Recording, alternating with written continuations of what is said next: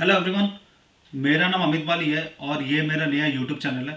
अभी मैं आपको बताऊंगा कि मैं अपने चैनल पे क्या कंटेंट बनाने वाला हूँ। मैं अपने चैनल पे रिएक्शन वीडियोस बनाऊंगा। अब मैं किस पे रिएक्शन वीडियोस बनाऊंगा? मैं रिएक्शन वीडियोस बनाऊंगा मोटिवेशनल वीडियोस के ऊपर। मैं रिएक्शन वीडियोस बनाऊंगा और मैं रिएक्शन वीडियोस बनाऊंगा on the biographies of great personalities. और अगर मुझे और कोई अच्छा ट्रेंडिंग वीडियो मिल गया यूट्यूब से तो मैं उस पर भी रिएक्ट करूंगा। अभी जो सबसे पहला वीडियो है जिसमें मैं अपना रिएक्शन देने वाला हूँ वो है डॉक्टर विवेक बिंद्रा ने नीम करोली बाबा के ऊपर एक वीडियो बनाया था। मैं उस पर रिएक्ट करूंगा। अभी सबसे पहले मैं अपनी स्क्रीन ऐड कर देता हूं।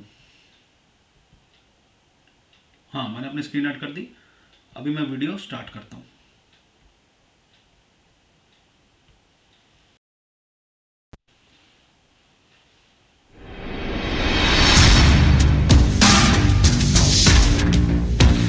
जय हो, सब सुख लहे तुम्हारी सरना, तुम रक्षक का हूँ को डरना। ए भूत पिशाच निकट नहीं आवे, महावीर जब नाम सुनावे।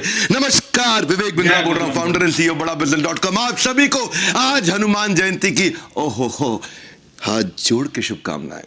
आज के इस पावन अवसर पर जिसको मैं बहुत मानता हूं, जिनकी बात आपसे करने आया हूं, उनके भक्त ने संकट मोचन हनुमान का शाक्तावशेष अवतार मानते हैं। इनके अंदर शक्ति का आवेश था। आज जिनकी बात कर रहा हूं, बिलियनर हो या प्रधानमंत्री हो, एक्टर हो या नंबर 1 क्रिकेटर हो, हर कोई इनके कैंची धाम पर बड़े विश्वास के साथ सर झुका करके जाता है। आस्था के इस धाम पर आकर सबने रास्ता पाया है। The very famous Neem Karoli Baba जी, आपको आज बहुत बहुत प्रणाम। आपको शक्ति का आवेश जो मिला था प्रभु बजरंग बली का, आपका नाम था लक्ष्मी नारायण शर्मा। नीम करोली बाबा को इस युग का सबसे महान संतों में एक माना जाता है। स्टीव जॉब्स बोले एप्पल कंपनी को सीड आइडिया इनके धाम से मिला था। स्टीव जॉब्स की बात कर रहा हूं, यहां की उनकी जिंदगी बदल गई थी। मार्क जकरबर्ग अमेरिका से आए, फेसबुक को नेक्स्ट लेवल तक कैसे लेके जाया जाए, मोटिवेशन यहीं से मिला। हॉलीवुड एक्ट्रेस जूलिया रॉबर्ट्स तो कहती है मैंने इनका आज तक चेहरा देखा नहीं, लेकिन फोटो में देख करके मेरा दिल पिघल गया और मैं भारत आई और हिंदुइज्म प्रैक्टिस करने लगी। क्रिकेटर विराट कोहली लगातार फेलियर पे फेलियर का सामना करने के बाद जब पहली दफा सेंचुरी पे सेंचुरी उन्होंने मारनी शुरू करी, बोले यहीं आकर के दर्शन और सेवा करने के बाद उनकी इंस्टाग्राम पोस्ट आपने देखी होगी, दुनिया देखती है। इनका जन्म नहीं बोलूंगा, आविर्भाव का अर्थ क्या, वो ये प्रकट होते हैं या अप्रकट होते हैं। इनका जन्म सन 1900 में हुआ था और उन्होंने समाधि यानी कि तिरोभाव 1973 में हुआ, समाधि ली। नीम करोली बाबा ने कभी किसी भक्त को अपने पांव नहीं छूने दिए। वो कहते थे कि मेरा नहीं हनुमान जी के पांव छुओ।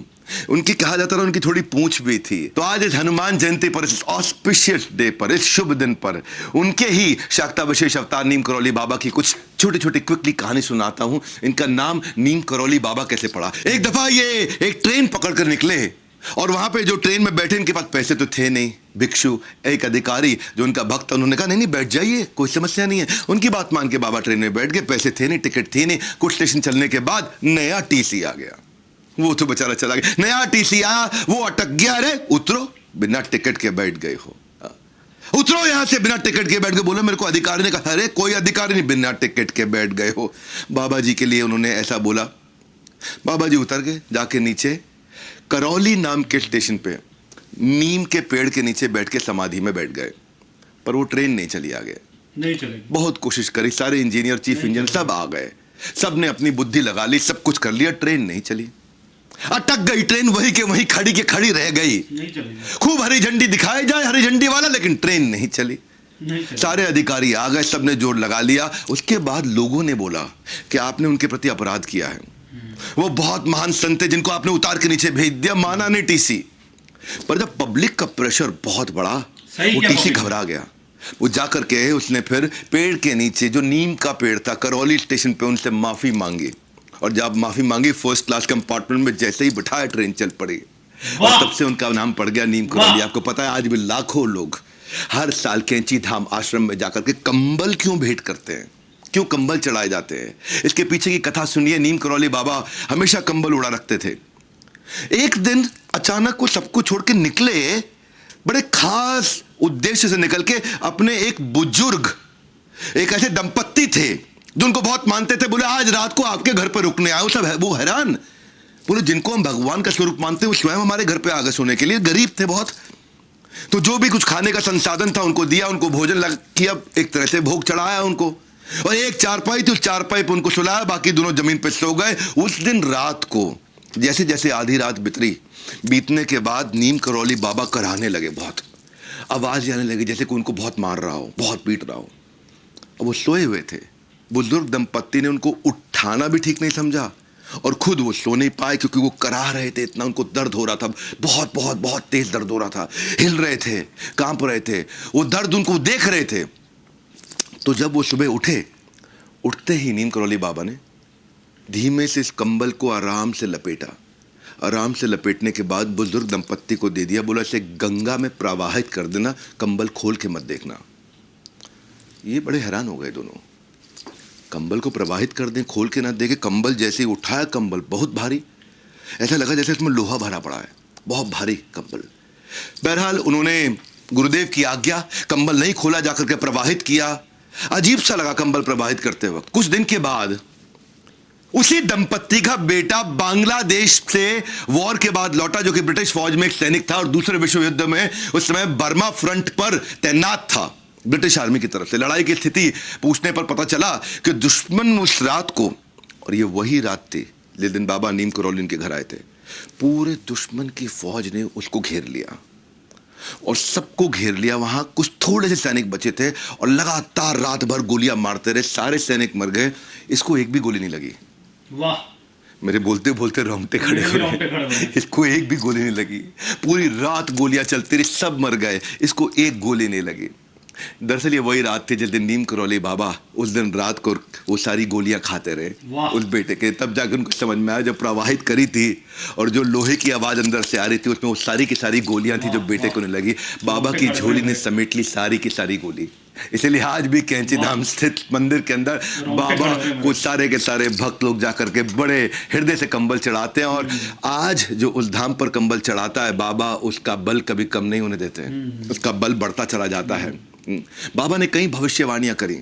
बाबा के बारे में वो इतने सिद्ध पुरुष थे कि प्रयागराज में गंगा में डुबकी मारते थे और हिमालय से निकलते थे, हिमालय में जाकर के अप्रकट होते थे, तो फिर इसके बाद हरिद्वार से बाहर निकलते थे और वो जो कह देते थे वो होता था। एक बार दिल्ली में बिरला मंदिर के अंदर अपनी कुटिया में विश्राम कर रहे थे और हनुमान जी को याद किया करते थे। बाहर दरवाजे पे कुछ बांग्लादेशी आए और बांग्लादेशियों के अब मैसेज अंदर पहुंचा कि महाराज आपसे कुछ मिलना चाहते, बांग्लादेशी लोग आए हैं। तो महाराज ने वहां पे एक संदेश भेजा, बाबा नीम करौली ने संदेश भेजा, जिसका भाई जेल में हो उसको बोल दो अंदर आ जाए। थोड़ा अजीब सा लगा सुनने में जरा बात को, तो सारे हैरान हो गए कि जिसका भाई जेल में हो वो अंदर आ जाए। अच्छा, किसी को पता ही नहीं इनमें से किसका भाई जेल में है। तो एक आदमी ने बोला मेरा भाई जेल में है, मेरा भाई पाकिस्तान के अंदर जेल में है। तो वो जो बोला उसने कि मेरा भाई जेल, उसको अंदर ले जाया गया। तो बाबा ने कहा कि भाई तुम्हारा भाई दुश्मनों की कैद से जल्दी बाहर आएगा और तुम्हारे देश का सबसे बड़ा शहंशाह बनेगा। इतना कह के बाबा बोले जाओ अब अपना समय अपने भाई के इंतजार में, उसकी वेलकम में, उसकी स्वागत की तैयारी में लग जाओ, वो आने वाला। तो उसने पूछा कैसे मुमकिन है महाराज, गुरुदेव, बाबा, ये कैसे मुमकिन है? तो मेरा भाई पाकिस्तान की मियाँ वाली जेल की कालकोठरी के अंदर है, सरकार ने उसको सजाए मौत का ऐलान कर दिया था। बाबा ने कहा वापस जाओ, भाई के आने की तैयारी करो, और बाहर जाने का इशारा कर दिया और लेट गए। आप जानते हैं कौन थे वो? बाबा के सवाल करने वाला वो जो शख्स था वो कौन थे?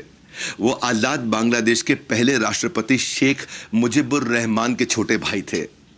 तो ये जो है ना, ये शेख मुजीबुर रहमान प्रिजनर से प्रेसिडेंट बने, इस सलाखों से सीधा सत्ता मिल गई। आज कहां और कल कहां, इसके पीछे आपसे भी बोल रहा हूं मैं, हाँ आपसे भी बोल रहा हूं, एक ही चीज तय करती है आपका कितना बड़ा विजन है।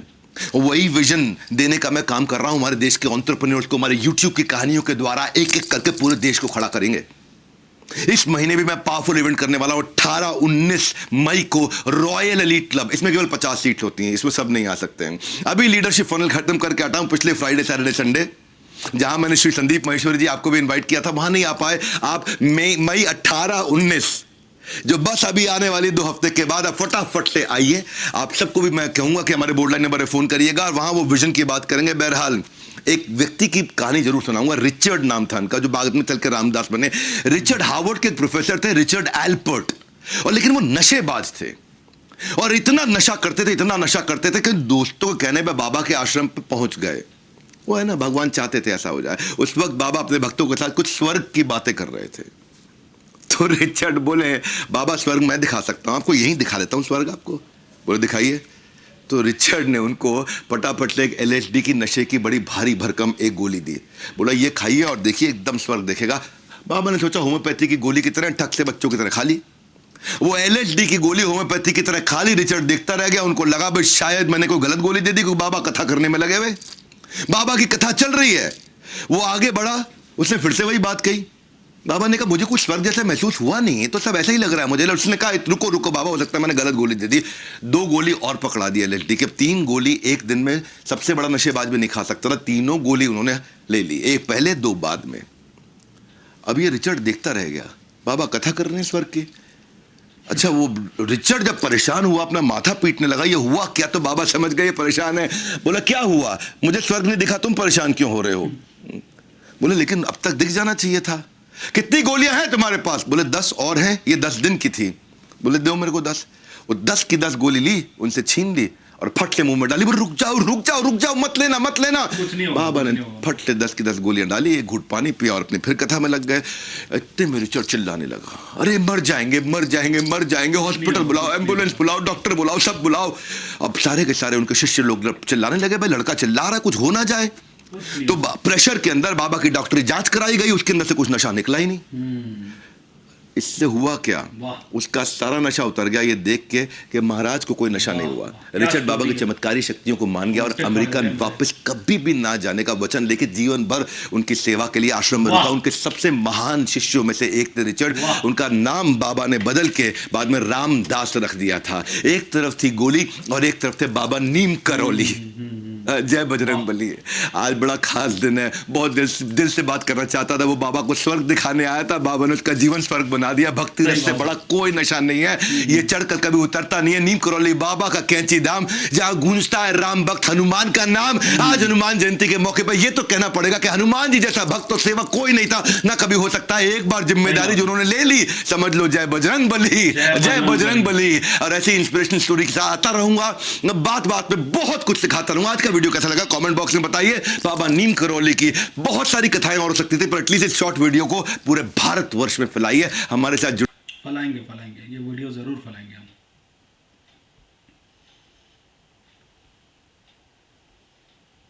अभी सबसे पहले मैं अपनी स्क्रीन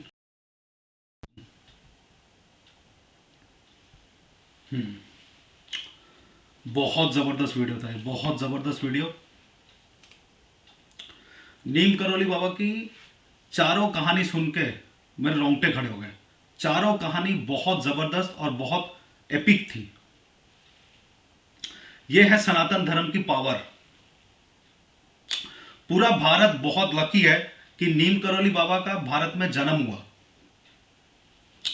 मेरी आप सबसे रिक्वेस्ट है कि जो भी नीम करौली बाबा के कैंची धाम में नहीं जा पाए अभी तक, उनको जब भी टाइम मिलेगा आप जरूर जाना। आपको वहां जाके बहुत अच्छा लगेगा, आपको वहां जाके बहुत सुकून मिलेगा और आपकी सारी मनोकामनाएं पूरी होगी वहां जाके। मुझे भी जब टाइम मिलेगा तो मैं भी पक्का कैंची धाम जाऊंगा। मैंने इस वीडियो के डिस्क्रिप्शन में ओरिजिनल वीडियो लिंक दे दी है, आप वहां जाना। आप डॉक्टर विवेक इंद्रा के चैनल को सब्सक्राइब करो, वहां जाके ये वीडियो देखना, उनके व्यूज भी बढ़ाओ। मैं ये चाहता हूं कि मेरा ये वीडियो देखने के बाद जिनको नीम करौली बाबा के बारे में नहीं भी पता, सबको पता चलना चाहिए कि नीम करौली बाबा कौन थे। मैं चाहता हूं पूरी दुनिया को नीम करौली बाबा के बारे में पता होना चाहिए। अभी मैं आपसे रिक्वेस्ट करता हूं कि आप ये वीडियो लाइक शेयर और सब्सक्राइब कर देना और आप कमेंट्स में बताना कि आपको मेरा वीडियो कैसा लगा। और आप कमेंट्स में ये भी बताना कि आप क्या चाहते हो कि मैं नेक्स्ट कौन से वीडियो पे रिएक्ट करूं। अभी मैं अपना ये वीडियो एंड करता हूं, मिलते हैं नेक्स्ट वीडियो पे। Thank you so much for watching this video, thank you so much.